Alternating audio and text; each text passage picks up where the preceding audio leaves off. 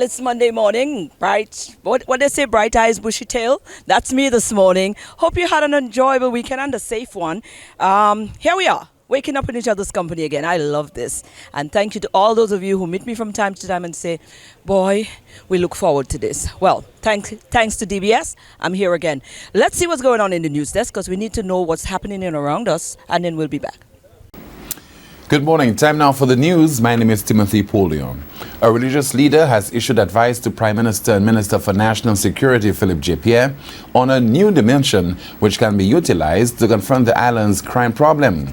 Last week, the St. Lucian leader admitted that he feels helpless. Looking back at the condition of our crimes and violence, it was very interesting that our Honorable Prime Minister would openly ask that the private sector and people of any dimension, whether spiritualists, whether psychologists, to come on board if in case they think there's a solution they could present. In other news, St. Lucia is benefiting from a U.S. aid project aimed at addressing the high rates of crime and violence in the eastern and southern Caribbean. Recently, an orientation exercise for the initiative got underway.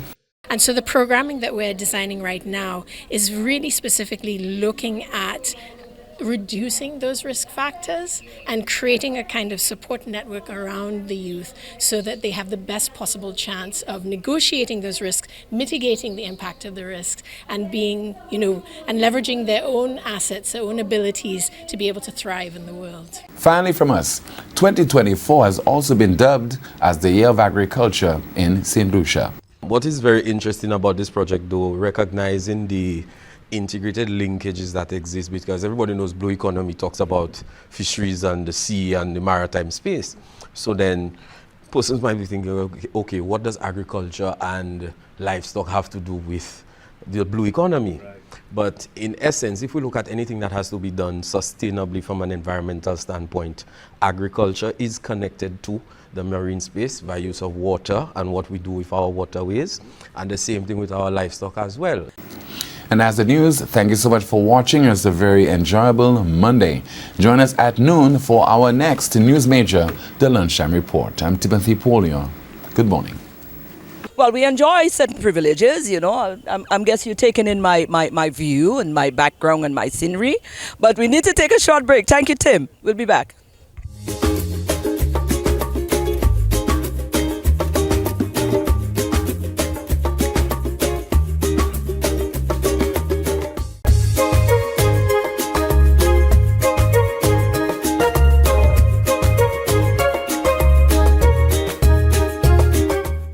Our first feature, you won't believe who I had the privilege of catching up with, Dr. Tanji, and I love her. That's all you need to know. Take a look at this. We are here in the ancillary community. I'm here with the amazing and a vibrant Dr. Tanji. How are you? It is quite an honor. Thank you so very much. It is so, honestly, I'm excited. I'm grateful that you even took the time to say, you know what, let me check this woman out. So thank you. Did you know that? We're having a moment here, right? Certainly, but it's a much needed moment because this is the first time we've gotten the privilege of connecting, and I have to say to you, I admire you. Thank you. I admire your energy. Wonderful. Now we're here because this amazing soul, she goes beyond just this, She does quite a lot more. She's always advocating. She's always assisting, always finding ways and means that which she can assist persons. We're here in the community of ancillary, and you're going to unveil everything because this is not, you have been doing stuff within the community for quite some time now, and this is just a continuation of what is about to happen. Absolutely. So come, break it down for us. All right, man. It's so different being here. You know that, right? But what I want to really parlay here is the fact that it is not, for me, it's not business as usual. It was something about this community when I first got here about 3 years ago that I just really fell in love with, and it was the people. Not necessarily what they're going through, but the fact that they could get up and roll up their sleeves and every day make it happen, We sometimes as Americans get spoiled until we realize that, you know what, a blessing really is not a blessing until you pass it on. And that's what I'm here for, to pass it on. Wonderful. Yeah, man. Well, in passing on, I know you've contributed to quite a number of the schools Yes. within the community already. I heard something about a GoFundMe that Oh, is going to I'm so put glad pouring you back asked. into something here. So let's break it down and let's see how we can assist, Oh, my because God. Don't you it's a lot, it's a lot. And the more you have, the more you can do. So how can we come on board? Oh, dear God. Thank you so much. First, I've got to say a shout out to Linda. And I say that because she was one of the ones who literally, she showed us by example. And she still is showing us by example what we need to do, right? My GoFundMe campaign is my way of asking others. They're always asking back home, at home, California or Mississippi, what are you doing, or how can we help? And I'm like, okay, I'll show you just how. So what we've done is single-handedly release this campaign. We're asking folk to help us with school supplies, help us make certain that those babies, our babies, get another meal other than just that one meal. Make sure that mommies have proper attire and running water and rent, and that's what it's about. So it's not just a one-time thing. It'll be a continuum until I take my last breath. Oh my God. Yeah. What noble and what heartfelt, purpose-driven missions. I like this. Now, it's all under the banner of a foundation. Yes. What's the name of the foundation? The foundation, we're working on that. My son, if you see this little brooch love here, it. right? I fell in love with I know, it. right? It is a reminder. My son passed away from I'm so sorry. chronic kidney disease. Thank you. He's actually my bonus baby. He was married to my daughter, Harvey Stokes, but he left such an impression in my life. He had been with us for 10 years. He lived with us for 10 years and would not marry my daughter until he said, I can afford to take care of her like you take care of her. I kid you not, right? So as an honor and homage to him, my thing is to keep his legacy alive. Right. This guy would give all of the time. He was a giver. He was a giver. So I wanted to carry that out and be a giver too. Right. The foundation in his name? Harvey Lee Stokes Foundation. Those paperwork should be finally coming, but until then, it is my way of saying, you know what? Until we get the legalities, we can still give. You can still do something. You can still And give. I like that. Thank I like you the very fact much. that you're not sitting around No, waiting for no, that. What if it no. never comes? Right. Then you never help. And Right. that's unfortunate, right? Because Absolutely. you are able Absolutely. to help. Absolutely. I appreciate this. Thank you, So when baby. it comes on, we can find a website and stuff online. www.drtonjishow.com. I've got it there, and then we're putting it on all social media platforms. So at Dr. Tanji Show, whether it's Facebook, Instagram, TikTok, YouTube, it'll be there. Right. And the GoFundMe link will be Yes, there as well. absolutely. And, if somebody is not too core with the whole, GoFundMe thing and the social media thing, and they want to make contribution to the foundation, how can they? Oh, honey, please give me a call. 404-951-8436 is the number that you can reach me, whether it's WhatsApp or just through the data service, but you can definitely reach me there. I can walk you through it. Wonderful. Yeah, man. Well, again, we'd like to say, listen, we appreciate, you taking that step, because a lot of us think about nice things, I know. but we stop there and we don't go past the thoughts. And you're doing that, and we appreciate it. His glory, man. Absolutely. Everything we do. I'm 33 years this year cancer free. I know, right? I know. Come on, man. You just throwing all of this stuff out of me here. I Look, know, I didn't right? know I was going to be so inspired and motivated today, Yeah, man. So I know what it feels like to go through sickness.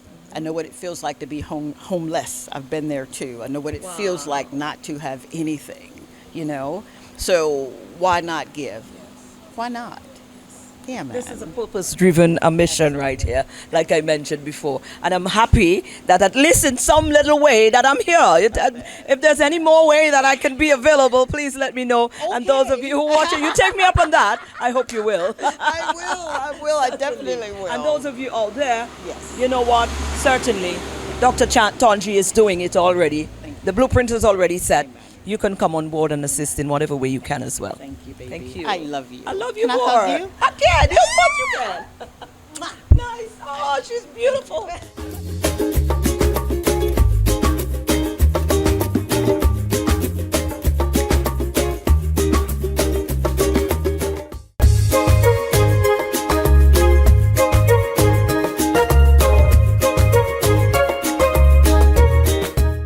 all, the next coming months is going to be a buzz on the island of St. Lucia. From the St. Lucia Jazz, we go straight into World Cup cricket, and we are here to catch all of the action.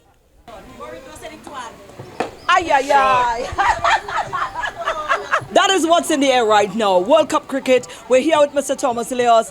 The action is definitely on. The excitement is building. We're here at Johnson Charles' alma mater. Yes. And there it's a trophy. How do you call it? Trophy tour, the ICC The trophy tour. Yeah. Right. Yeah. Thomas, talk to us. Break it all down for us. Yeah. So what's happening? Well, the trophy, the ICC trophy, is currently on St. Lucia. It started off in New York. It's been to other territories that are hosting the Cricket World Cup in the Caribbean. Right. So essentially today and tomorrow is St. Lucia's turn. Okay. So we're taking the trophy. This morning we started off at the Governor General's residence. We're now at the Millet Primary School, which happens to be the alma mater for Johnson Charles, who's of course won the World Cup trophy twice. So you're expecting a third time to bring it back home. Yeah. So like I said, from here we'll be going to Constitution Park. We'll have some performances taking place there, masqueraders, soca artists and what have you. Tomorrow, the tour continues on St. Lucia. We'll be starting off at Pigeon Point. It's an iconic venue. Remember, a lot of battles were fought for St. Lucia at Pigeon Point. So we expect a battle will be fought for the trophy on St. Lucia starting June 15th to the 24th. You're saying all of that. Listen, I'm cutting through to you there. Yes. You're saying all of that, and you know what is coming to mind? Sports tourism. And tourism is not no strange place for you as well. Yeah. And I'm thinking sports tourism. Here we get to, a trophy from a World Cup is on the island, and we can get to go to the major points like the Pigeon Island and capture so much more and merge and marry everything together. Let's talk to that. What does that mean for us as an Well, let me just continue on the tour. So tomorrow we're heading down to Soufre. Right. We're going by boat, catamaran. So we're trying to get a shot of the trophy right there between the pitons from the sea. Fantastic, iconic. Yeah, but like I said, of course, festival tourism, events tourism is very important for St. Lucia. Bring a lot of people in, a lot of visitors. We have the Jazz Festival, which is primarily on our doorsteps. We'll have Carnival in July. So the ICC World Cup trophy is a really big event for us, yeah? And that's happening, like I said, in June. So really St. Lucia will be buzzing this way of activities, jazz, cricket, carnival. A lot of persons expect to come in, and of course that's good for the economy, as you know. We expect a lot of persons to stay in the Airbnbs or short-term vacation rental. So the money will be spreading out through the economy during the period that the tour will be, the Cricket World Cup will be here. Right. Yeah. What are some of the preparatory things that's supposed to be happening right here on the island that can benefit the ordinary St. Lucian man with that the Cricket World Cup coming here? Well, in terms of preparation, there's a major refurbishment which took place at the Darren Summer Cricket Ground. The entire roof was redone. So of course you can imagine the construction benefits there. Hundreds of workers at the stadium earning an income every day. Of course, you'll have the taxi drivers who will be transporting people from the airport to the hotels and from their homes to the games, as the case may be. You'll also have person accommodation. Yes. When visitors come in, they will need places to stay, whether it's the hotels, and we don't have enough hotel rooms. So they'll be staying in persons who have the Airbnbs, your apartments, your villas and what have you.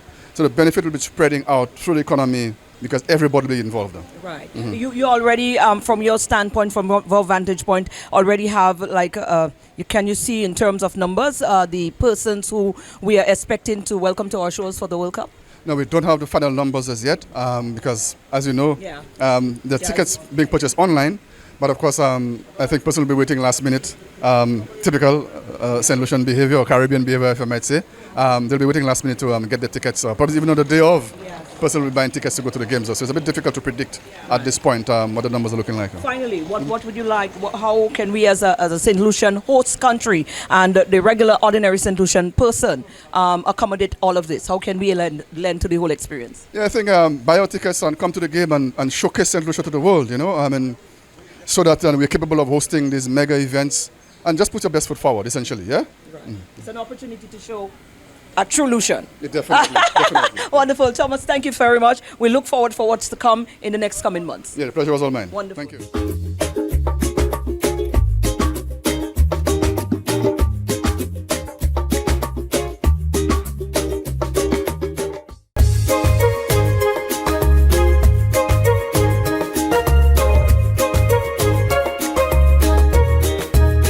Good morning, everyone, and welcome to this morning's SocaCize session.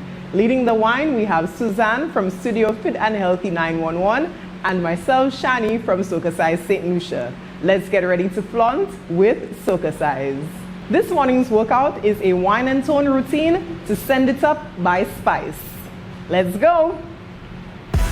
It's DJ Rigga 5. Nothing to me like a good Pop. Switch. Hey. And I want that core moving. Shake the hips side to side. Hit, hit, hit, hit. Pop. Hey. Hey. Shake the hips. Hit, hit, hit. Punch. Now we go inside. Cross it. You really want to cross it. 4, 3, 2, hit. Hit, hit, hit. Punch. Hey. Nice and strong. 3. Hit it. Hit. Hit. Wind it round. Wind. Hey. Hit. Hit. Hit it.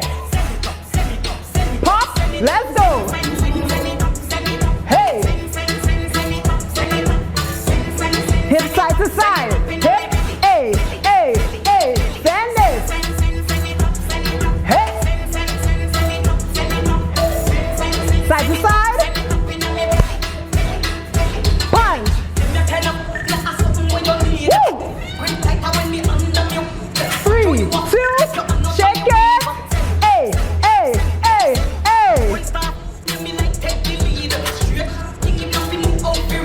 3, 2, 1, hit. Roll it. Hey. Hey. Let's go. Hit. Pop it. Hey. Let's go. Side to side. Send.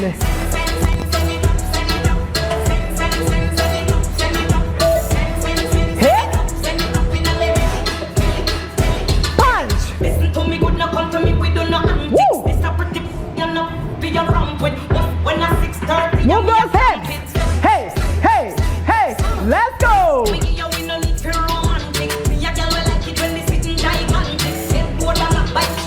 Hip. Roll it.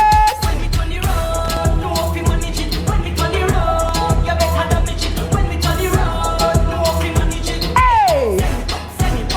Send it.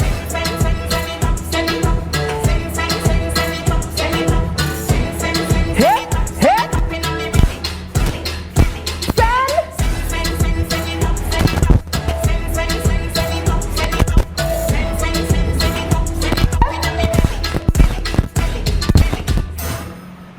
That was this morning's session. We hope you are feeling sexy, sultry, and strong. Do remember to flaunt today. And there you have it. That's our show for today. On any given day, you know it's always a wonderful time here in the island in the Helen of the West. Go on out and have an awesome day today. It's the start of another brand new week. Go on out and be great.